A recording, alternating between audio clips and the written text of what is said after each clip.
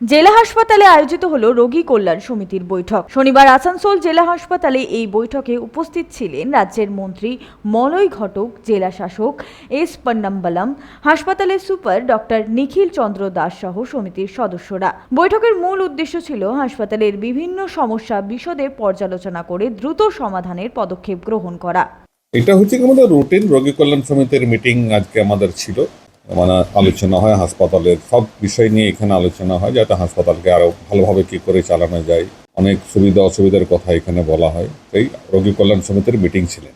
আজকের মেন ইস্যুগুলো ছিল যে আমাদের যে ওই 100 বেড ক্রিটিক্যাল কেয়ার ব্লক যেটা আছে তার তো কাজ চলছে, তো ওইটা দ্রুত কি করে শেষ করা যায় সেই নিয়ে বিস্তর আলোচনা হলো। যে প্রথমে বিল্ডিংটা খুব তাড়াতাড়ি করে কমপ্লিট করতে হবে এবং অন্যান্য আরও যদি কিছু এস্টিমেট লাগে সেগুলো তাড়াতাড়ি করে দ্রুত আমাদের দপ্তরে পাঠিয়ে দিতে হবে। মেনলি ওইটাই ছিল যে ক্রিটিক্যাল কেয়ার ব্লকটাকে খুব তাড়াতাড়ি করে কাজের কি করে ফিনিশ করা যায়।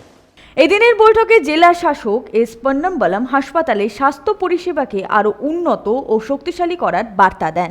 রোগী কল্যাণ সমিতি মিটিং ছিল, মাননীয় চেয়ারম্যান স্যার, মন্ত্রী স্যার ছিলেন, আমরা সবাই ছিলাম, সিএমও ছিলেন, সুপার ছিলেন। হসপিটালের বিভিন্ন ইস্যু নিয়ে আলোচনা হলো।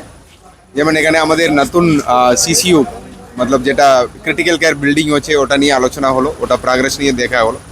আরও এখানে ছোট ছোট সমস্যা নিয়ে আলোচনা হলো। ওখানে চেয়ারম্যান স্যার, মন্ত্রী স্যার ইনস্ট্রাকশন দিয়েছেন কি করতে হবে। এটা আমরা আজকে সবাই ভিজিট করেছি, এখানে এদের সুবিধা অসুবিধাগুলো শুনেছি, ওটা সমাধান করার জন্য অনেক নির্দেশ দিয়েছেন, ওটা ফলো করা হবে।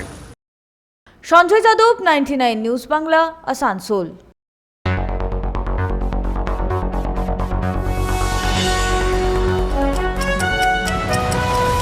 আপনারা দেখছেন 99 নিউজ বাংলা।